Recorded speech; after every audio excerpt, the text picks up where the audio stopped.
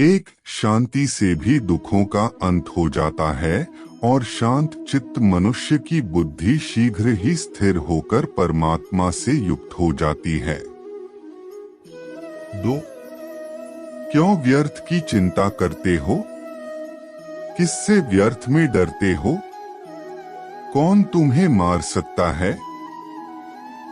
आत्मा न पैदा होती है न मरती है।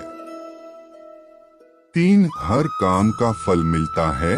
इस जीवन में ना कुछ खोता है ना व्यर्थ होता है। 4. विषयों का चिंतन करने से विषयों की आसक्ति होती है। आसक्ति से इच्छा उत्पन्न होती है और इच्छा से क्रोध होता है।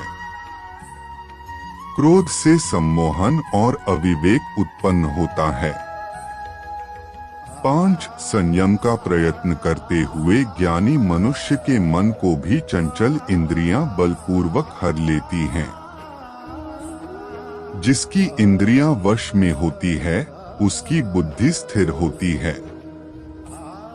6. जो भी मनुष्य अपने जीवन आध्यात्मिक ज्ञान के चरणों के लिए दृढ़ संकल्प में स्थिर है वह सामान्य रूप से संकटों के आक्रमण को सहन कर सकते हैं और निश्चित रूप से खुशियां और मुक्ति पाने के पात्र हैं। 7. जब तुम्हारी बुद्धि मोह रूपी दलदल को पार कर जाएगी उस समय तुम शास्त्र से सुने गए और सुनने योग्य वस्तुओं से भी वैराग्य प्राप्त करोगे। 8. केवल कर्म करना ही मनुष्य के वश में है, कर्मफल नहीं।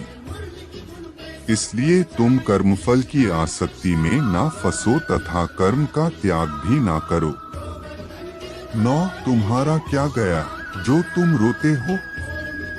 तुम क्या लाए थे जो तुमने खो दिया? तुमने क्या पैदा किया था जो नाश हो गया? न तुम कुछ लेकर आए, जो लिया यही से लिया, जो दिया यही पर दिया, जो लिया इसी ईश्वर से लिया, जो दिया इसी को दिया। 10. जो मन को नियंत्रित नहीं करते उनके लिए यह शत्रु के समान कार्य करता है। 11. खाली हाथ आए और खाली हाथ वापस चले। जो आज तुम्हारा है कल और किसी का या परसों किसी और का होगा, तुम इसे अपना समझकर मग्न हो रहे हो।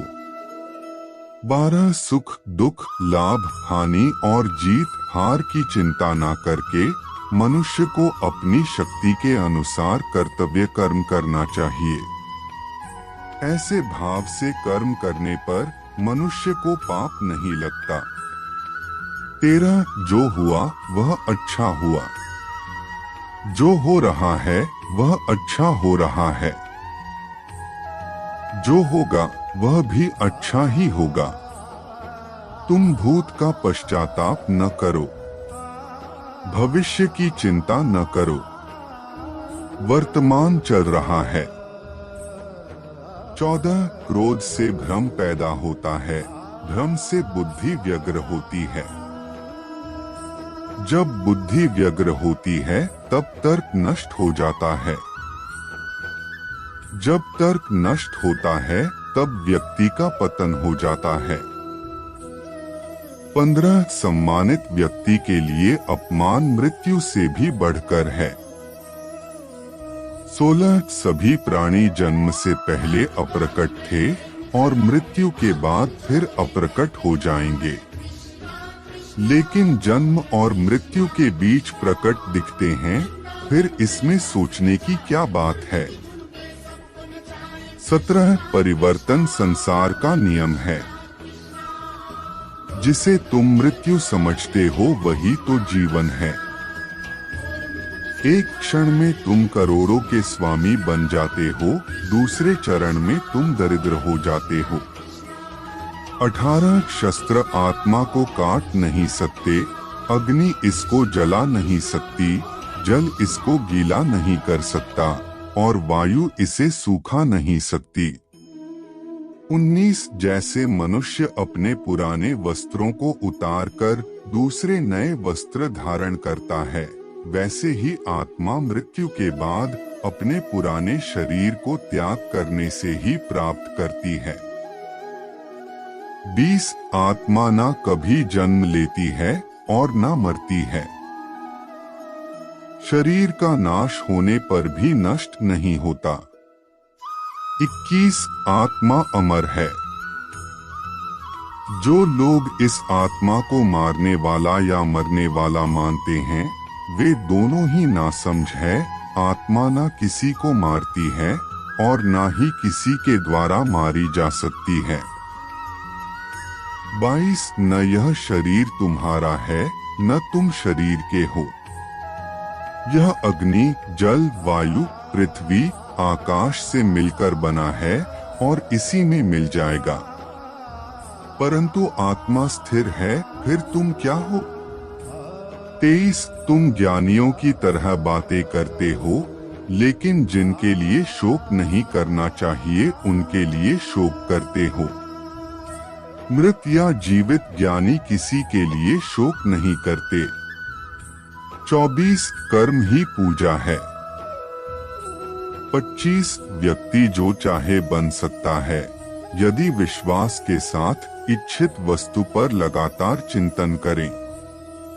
26 मैं काल हूँ, सबका नाशक, मैं आया हूँ दुनिया का उपभोग करने के लिए। 27 कर्म उसे नहीं बांधता जिसने काम का त्याग कर दिया है। 28 बुद्धिमान व्यक्ति कामुक सुख में आनंद नहीं लेता। 29 मैं उन्हें ज्ञान देता हूँ जो सदा मुझसे जुड़े रहते हैं और जो मुझसे प्रेम करते हैं। 30 अप्राकृतिक कर्म बहुत तनाव पैदा करता है। 31 अपने अनिवार्य कार्य करो, क्योंकि वास्तव में कार्य करना निष्क्रिया से बेहतर है। 32 मैं सभी प्राणियों की हृदय में विद्यमान हूँ।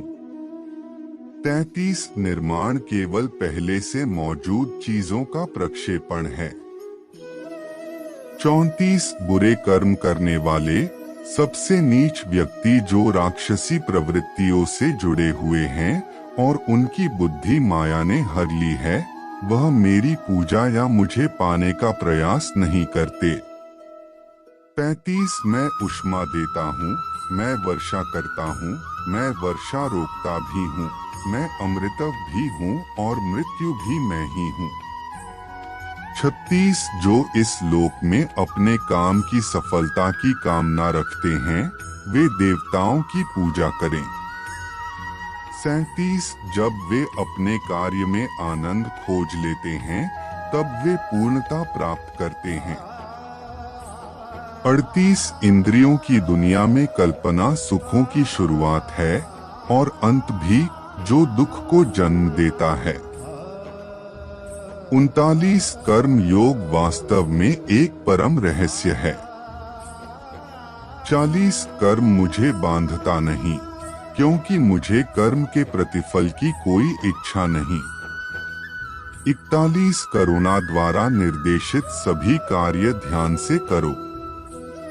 42 सदैव संदेह करने वाले व्यक्ति के लिए प्रसन्नता ना इस लोक में है ना ही कहीं और। 43 किसी और का काम पूर्णता करने से कहीं अच्छा है कि अपना करे, भले ही उसे अपूर्णता का साथ करना पड़े।